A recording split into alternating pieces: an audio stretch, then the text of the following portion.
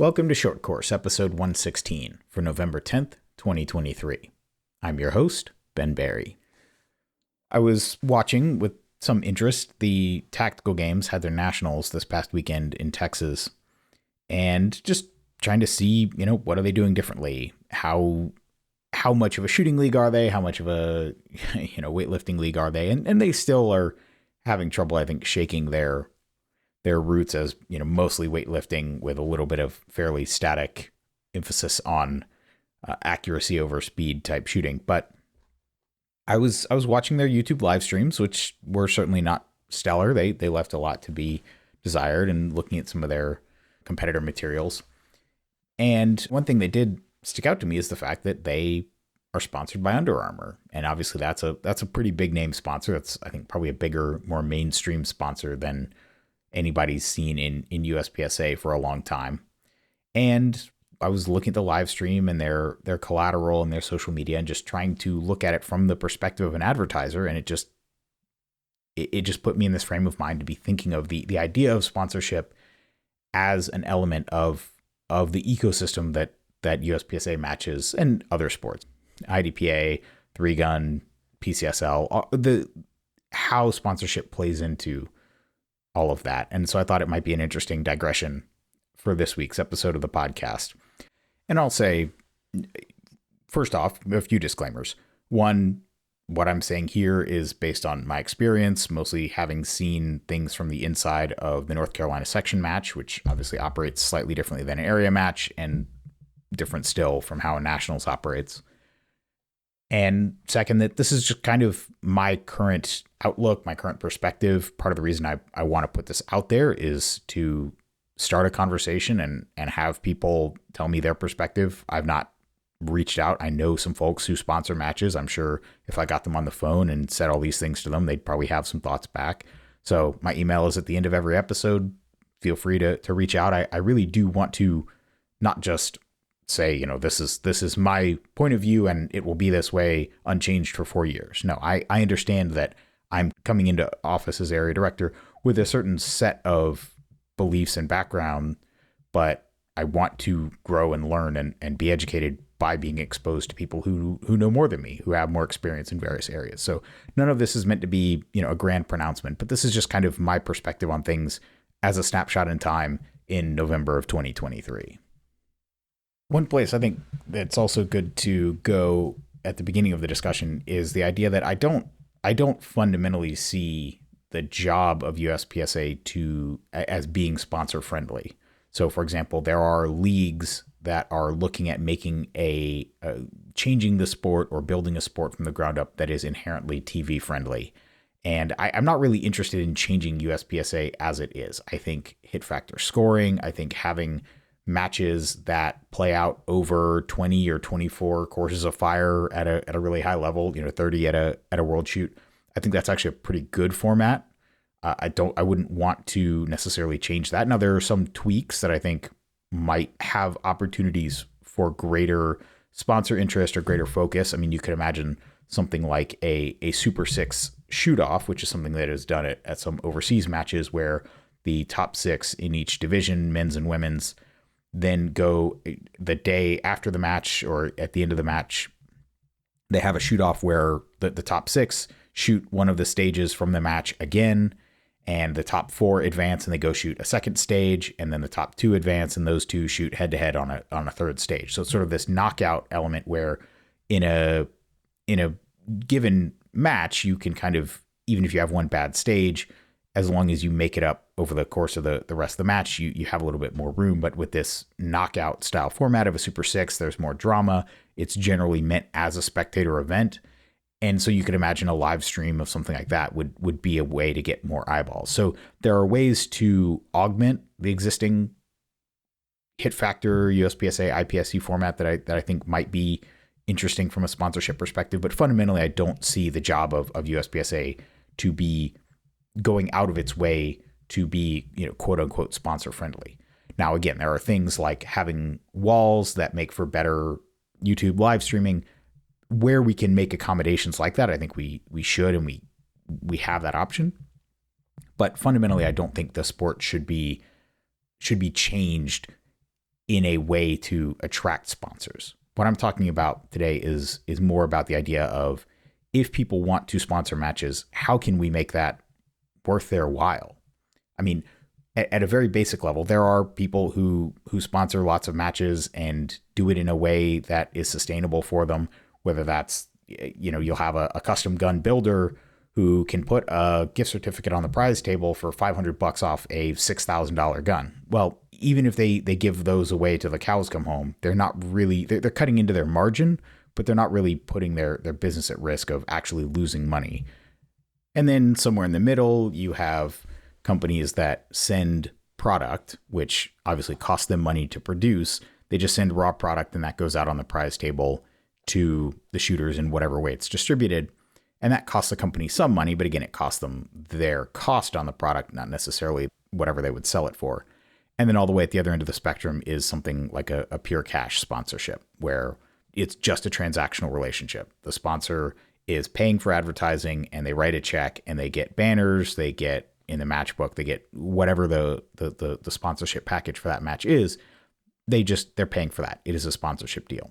And I think that is the way that we need to think about sponsorship, in the sense that it needs to be something where the company is getting a positive return on investment. That if they took that same amount of money and spent it, if they even can spend it on, Google AdWords or Facebook ads, which most gun companies can't. But let's say they go and buy a print ad or a billboard or something anywhere else that money could go. If you look at it as advertising money, where else could it go?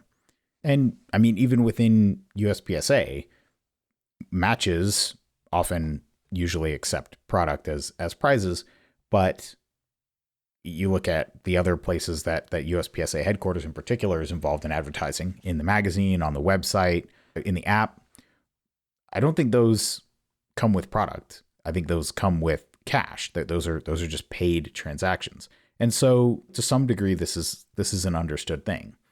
And I think hopefully the people who have been paying for ads in the magazine are seeing some return on investment, in the sense that they are actually getting their name and their logo and their product in front of users that otherwise may not know about it or wouldn't see it. And yes, you can do marketing through Instagram and social media and all this sort of organic stuff. You can sponsor people. You can send product to YouTube influencers and get them to review it. You can do all that, but that's time consuming. It's somewhat messy. And there is, to some degree, a niche in the market for, hey, I'm a businessman, I'm trying to sell a product.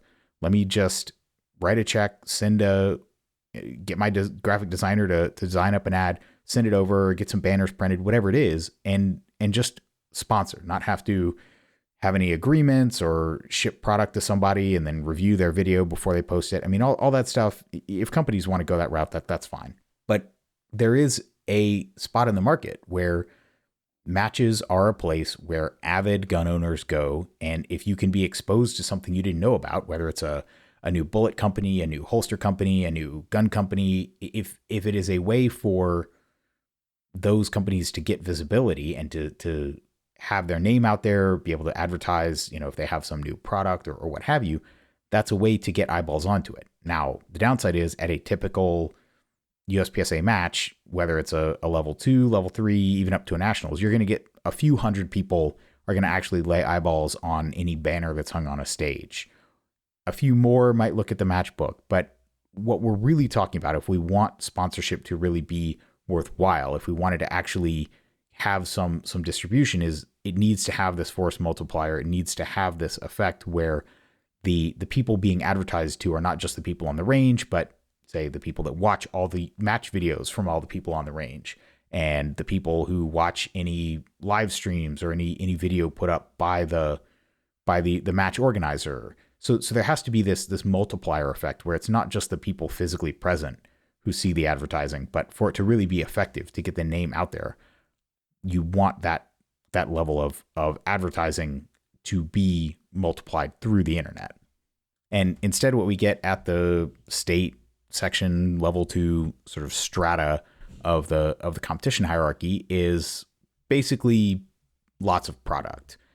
From what I have heard, area matches can occasionally get one or two major sponsors to sign cash deals. I think that's somewhat more common at nationals, but at least for the NC section, for the 5 years that I've been able to kind of see behind the scenes of it, sponsorship means product. It means gift certificates on the prize table. It means product for the prize table. It means something tangible that gets passed on to the shooters. The problem with that is that at some very sort of real level, those prizes don't materially improve the match experience, the competitive experience.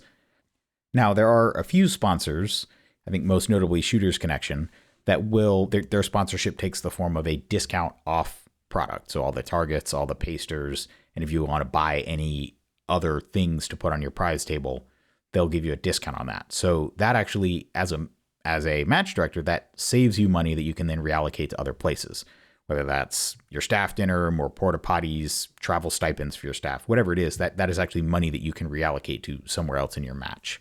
But for most matches, the prizes that come in don't necessarily improve things. They don't help the match in any way other than sort of theoretical brand cachet.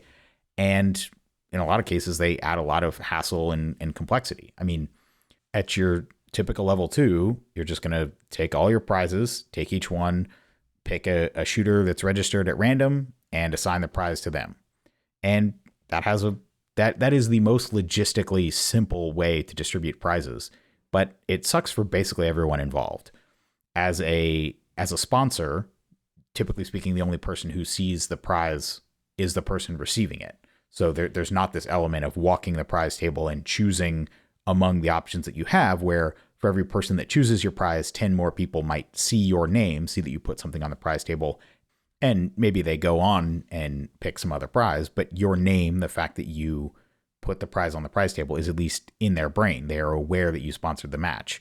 So yes, you get your banners put up, you get your logo in the match book, but you also get this physical, tangible thing where, you might be a new vendor and people might not necessarily know your name, but they see, I mean, there's a company local to us, Zoo City Armory, and they started loading ammo and laser marking cups and all this stuff. And I remember the first year we were running the NC section match up at Sir Walter in 2019, they'd put a bunch of stuff on the prize table and nobody had really heard of them.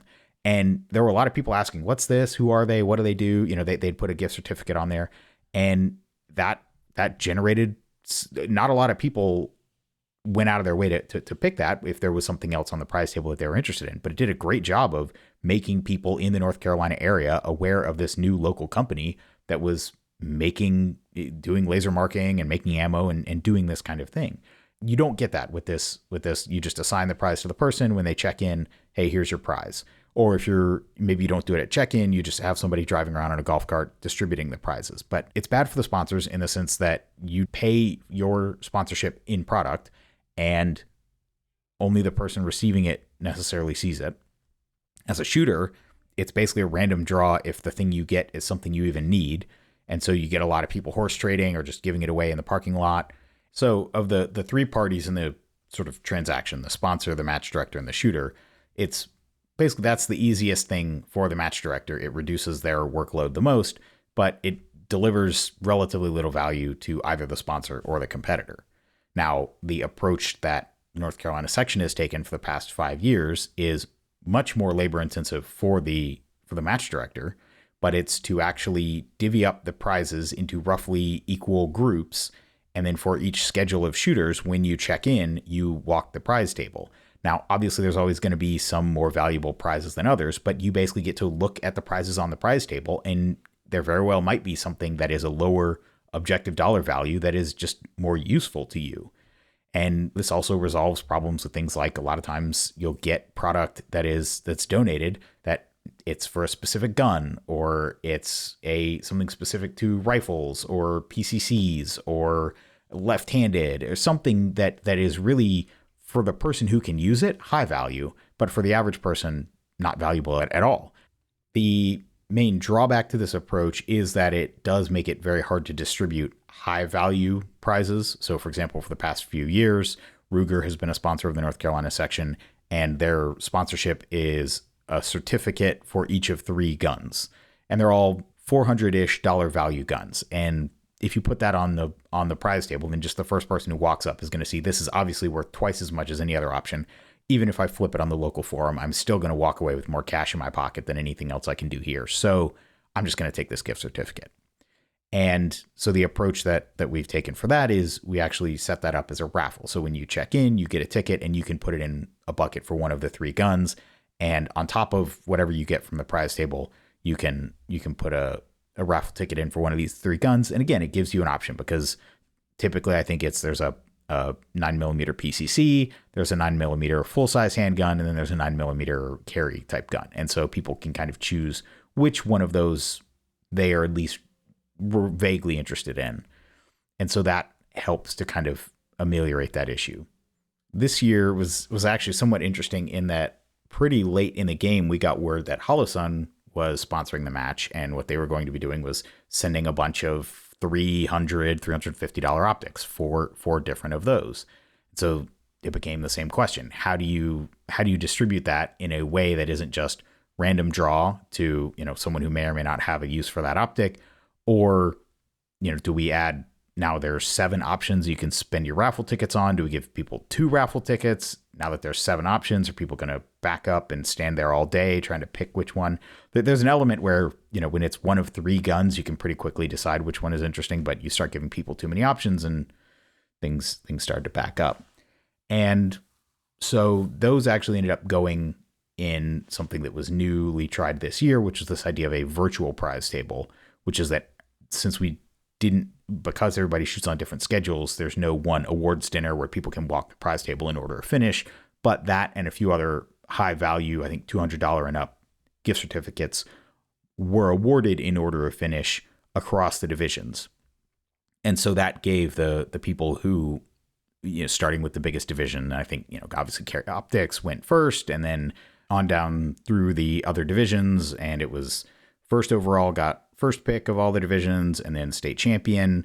For the record, I did not take a prize. I passed it on to whoever was after me. I just passed because I wanted more people to kind of have a bite at this virtual prize table and just kind of see how it worked. And it was okay. I mean, I think a lot of the optics ended up getting flipped for cash, which is kind of inevitable. I mean, what else? The ideal situation would be that you could find someone at the match who genuinely is going to take this prize and not flip it for cash and put it on a gun and get, shoot it 10 times a year and get a ton of value out of it and a ton of enjoyment. But practically speaking, we have no way to determine that. People will just take whatever they think is the most valuable prize if there's something that's a significant margin more than something that is on the prize table that they might actually use. All of this whole digression, I know much of which regular listeners have heard before, all of this digression to basically say, even to a match, getting a bunch of product it doesn't necessarily make the match better. Yes, do people feel like they get more for their match fee if there is a good prize table at the match? Sure. But at the end of the day, I don't think what gets people to drive hours and come to a state or an area or a nationals match is the prize table. And I can hear the comments being written now. Oh, Ben Berry thinks prize tables, should go away. That's not my goal. My goal is figuring out how sponsorship in USPSA can serve the goals of the sponsor, of the match director, and of the shooter, where it can actually be a virtuous cycle where everybody benefits. And from my limited experience, from what I've seen, from the conversations I've had, I'm not sure that the current setup, which is very product heavy, really does that. It results in match directors having to, if nothing else, just physically receiving all these prizes, organizing them, divvying them up, storing them. If you do end up having to mail prizes out or something like that, then that's its own hassle. And it just, at the end of the day, it's this complete other kind of sideshow from the actual shooting competition. It doesn't really play into it in any meaningful way. Now there's a whole other element, which is vendors and on-site sponsors, which I don't think we really have time to talk about today. But I think it is an interesting question to think about and objectively look at the way sponsorship really works in the current system, what it does, how prizes are handed out at particularly at matches that don't have an awards dinner, where people are shooting on different schedules and you don't necessarily have people hanging out until the end and going to an awards dinner where everybody gets to walk a single prize table in order of finish, which, does impinge, just to talk a little bit about the on-site vendor issue. I mean, there are issues there, right? Where if people are trying to drive in, shoot the match, and drive home that same night, which is possible with some of these half-day schedules. I know North Carolina, South Carolina, that is something that some people do, or they'll drive in late Friday night, shoot Saturday morning, and then drive home Saturday PM, something like that. That is very convenient, but if you're an on-site vendor, it doesn't really encourage people to hang out. Whereas, for better or worse, a traditional half-day schedule where you're on the range shooting for 2 or 3 or 4 days or whatever it is, and you're on the range, you shoot in the morning, but then you take your gear off, you're already at the range, so you can walk around, you can spend some time with the vendors, where a lot of these more compressed schedule, especially level 2 matches, I don't see it. If I were in the shoes of a vendor, I would see a lot of people kind of zipping by my booth. And, this is why, for example, some matches like the South Carolina section have gone out of their way to incorporate vendors more directly. There are matches where the vendor area will be, say, a spot on the schedule, or you'll have some program like South Carolina did last year, where you have a card, and if you go around to enough vendor booths and get punches, then you're entered into a drawing, and you sort of have to create this other layer on top of the vendor area to convince people to go there, because the structure of the match doesn't inherently send them there, and in fact the structure inherently kind of sends them away. It encourages them to go walk stages when they can, or shoot as quickly as they can, and then get on the road and drive home.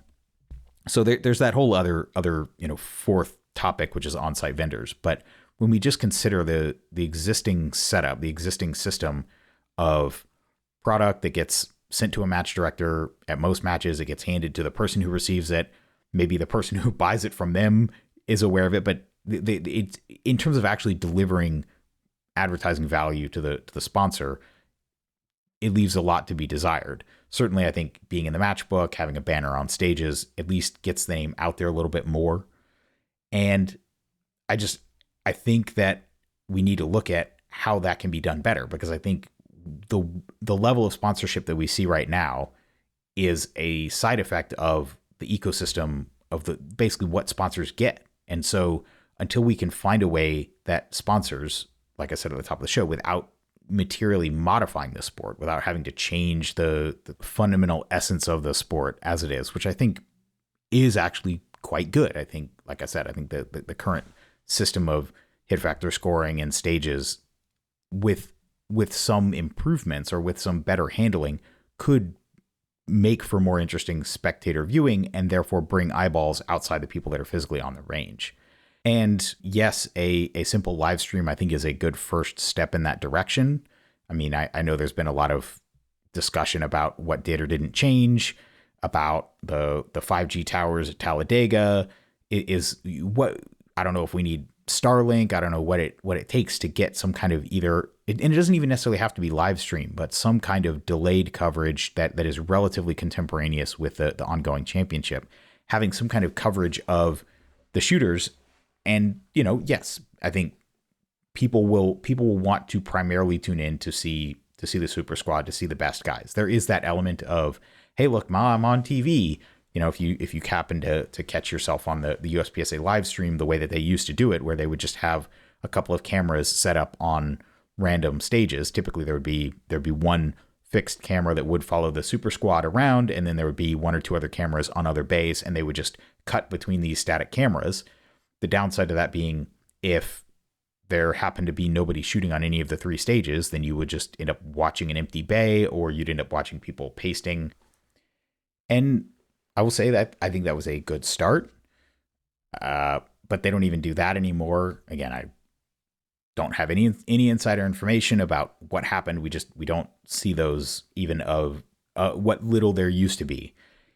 But during the 2021 Carry Optics and PCC match, which was at Talladega, back, I guess, before the 5G towers changed, or for whatever reason they stopped doing these live streams, I got to thinking of what could be done with just what was already available.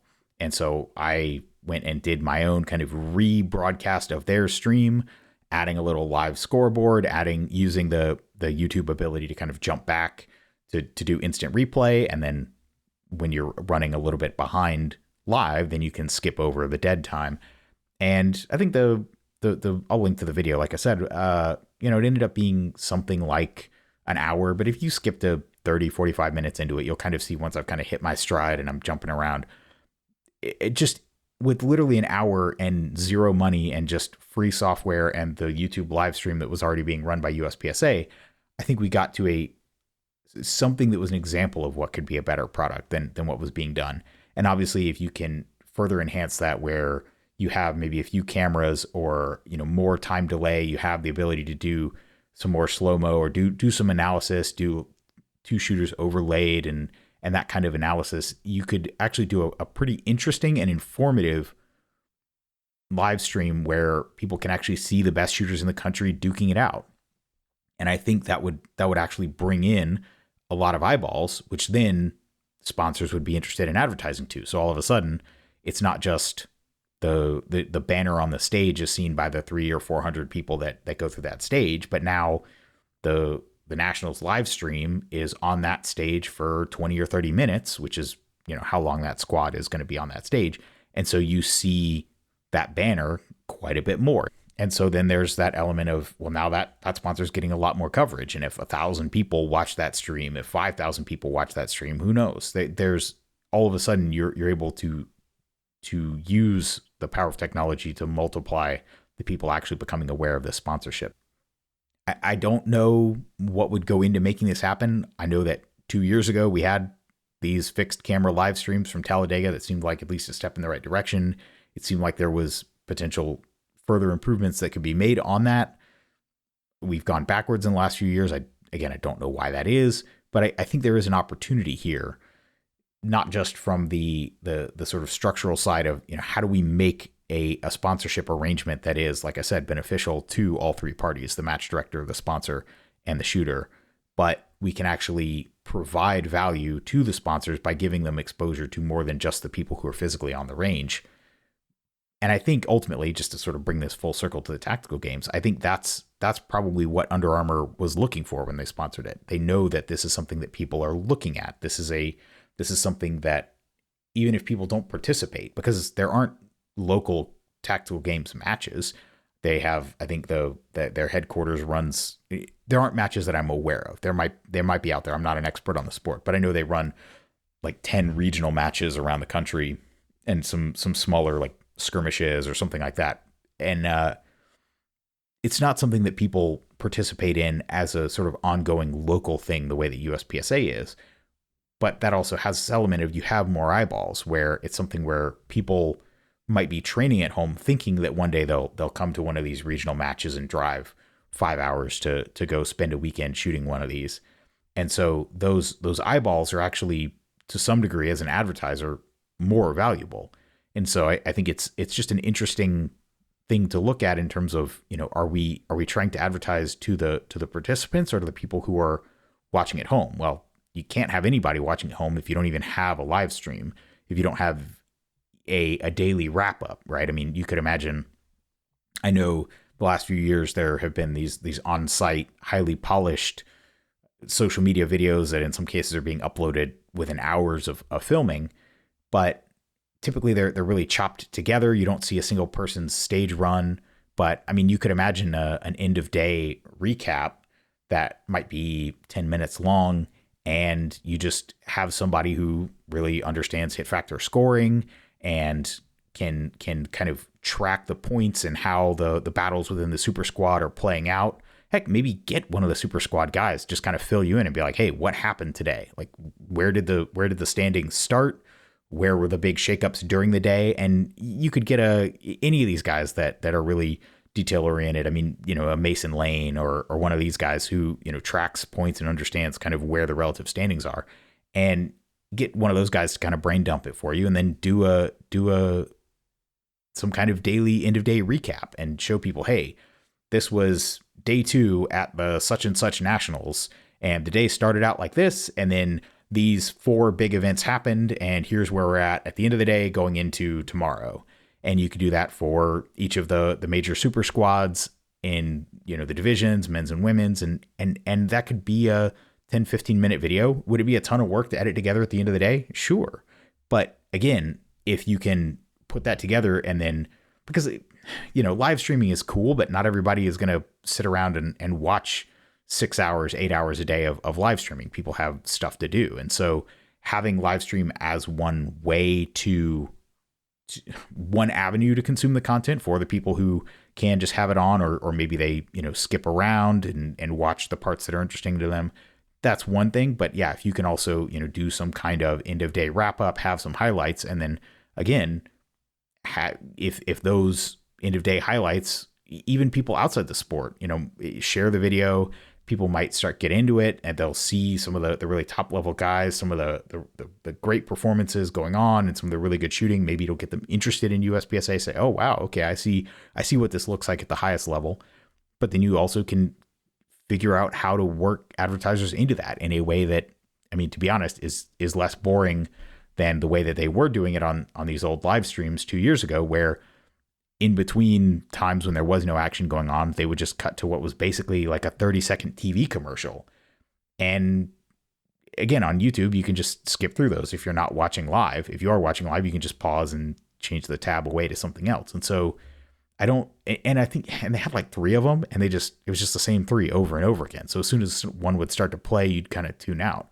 Whereas again, even if it's something just having more interesting interactive content than a 30-second TV spot integrated into these, whether it's the live stream, the banners on the stage or what have you, or in the actual recap videos, welcome to the day 2 national such and such recap brought to you by so-and-so. Just real basic stuff like that. And you have the logo in the corner of the screen or something like that. There are options there. And I just don't see that happening.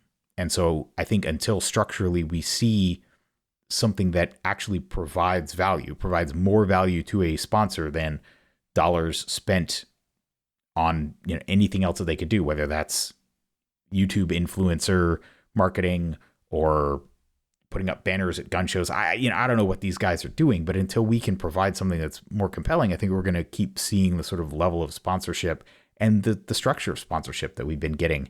And as I would like to think I've sort of laid out today, I don't know that it really serves anyone particularly well. And I think there is actually an opportunity within the sport to have something that benefits shooters, that benefits the sponsors, and isn't a huge pain in the butt for match directors. And so I think having discussions about that and having different matches try different models, share what works, learn lessons from each other, I think that's the key. And we need more of that. And hopefully we'll have it in the future. Well, that wraps up this episode of Short Course. If you want to get in touch with me, my email is ben@berryshooting.com. Talk to you next time.